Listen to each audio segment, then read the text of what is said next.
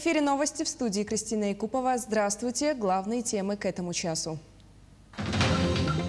Николай Валуев и 75 добровольцев из 16 регионов страны прибыли помогать в восстановлении села Бяскёль. Профессиональный праздник День шахтера отмечают сегодня в России. Картина «Нучча», снятая якутским режиссером Владимиром Мункуевым, завоевала престижную награду «Хрустальный глобус» в международном конкурсе.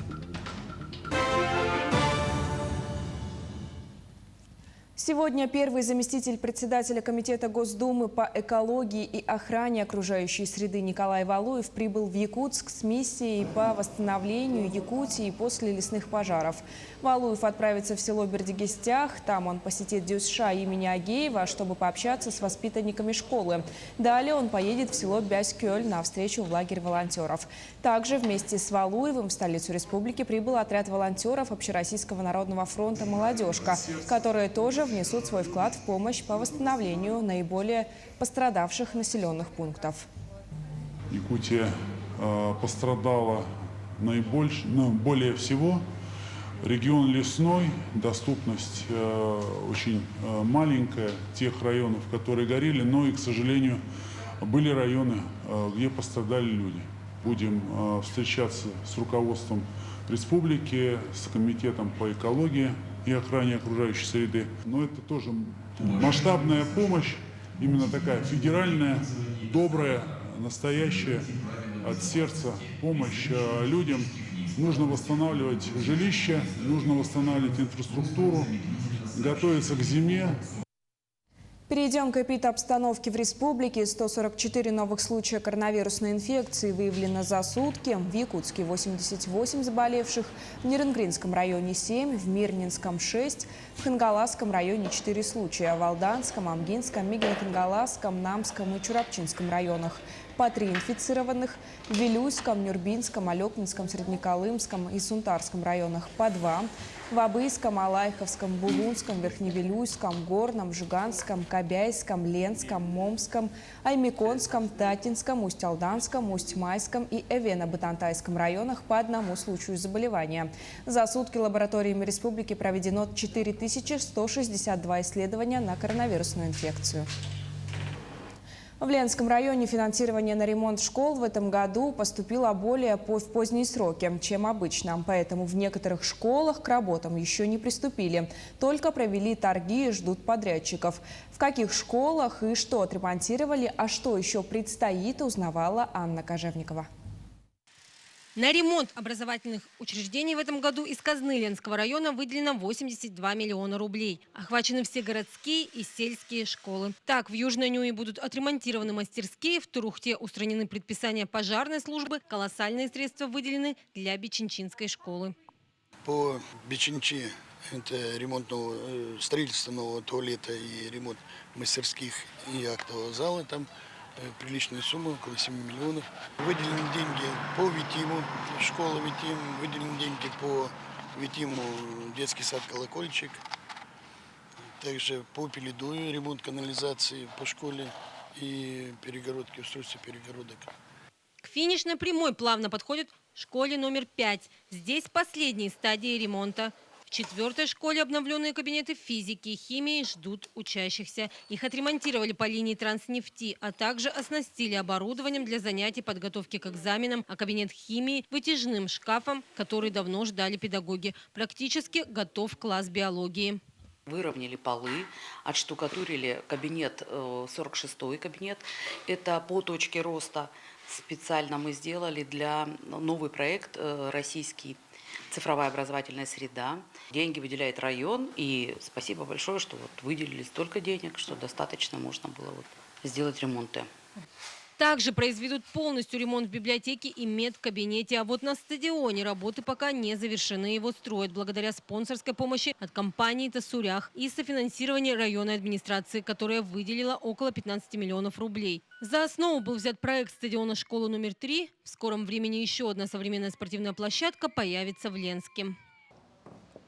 В школе номер 3, казалось бы, преобразовывать уже нечего. Это, пожалуй, самое современное здание среди образовательных учреждений района. Из бюджета в этом году выделены деньги на замену окон, но руководство школы приняло решение заключить долгосрочный контракт, и все работы будут проведены на следующий год. В основном здании школы номер 2 произведут ремонт кровли, а в первой – замену системы отопления. Помимо этого, завершать установку ограждения территории СОШ номер 1. В этом году деньги на ремонт образовательных учреждений выделили в более поздние сроки, чем в предыдущие годы. Поэтому возможные во время учебного процесса работы будут производиться таким образом, чтобы не создавать трудностей учащимся, а остальные перенесутся на следующий год. Анна Кожевникова, Виталий Андреев, Ленск. Сегодня в России отмечается профессиональный праздник «День шахтера». Глава региона Айсан Николаев поздравил работников угольной промышленности. Он отметил, что за последние 10 лет добыча угля в Якутии стремительно растет. Наша земля издавна славится богатыми месторождениями. Угольная промышленность является для нашей республики одной из старейших отраслей экономики, история которой представляет собой большой трудовой путь тысяч людей.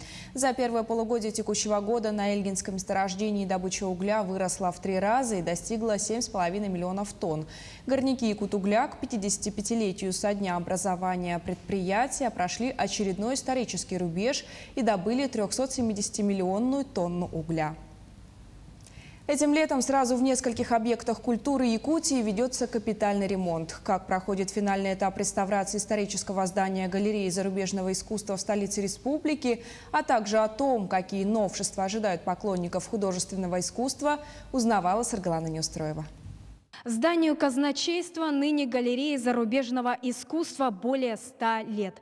Это один из самых значимых исторических объектов Якутии. Его реставрация открывает новые возможности не только для самой галереи, но и для всех поклонников художественного искусства. Обновленные залы, дизайнерские концепции и, конечно же, техническое оснащение. Все это, по словам директора галереи, позволит посетителям насладиться уникальными коллекциями крупнейших музеев и галерей страны. Ранее это практически не представлялось возможным. Строгие требования к хранению легендарных полотен якутская галерея зарубежного искусства не проходила. Полностью заменена система вентиляции, пожаротушения, поскольку есть определенные требования для хранения очень таких ценных работ, которые у нас находятся в галерее. И как раз таки новые системы, они будут обеспечивать соблюдение влажностного режима, режима вентиляции, необходимого для хранения живописных полотен. Кроме того, был отреставрирован фасад самого здания. Сохранить удалось даже оконные рамы. Благоустроена будет и прилегающая территория галереи. Реставрация – это всегда трудно.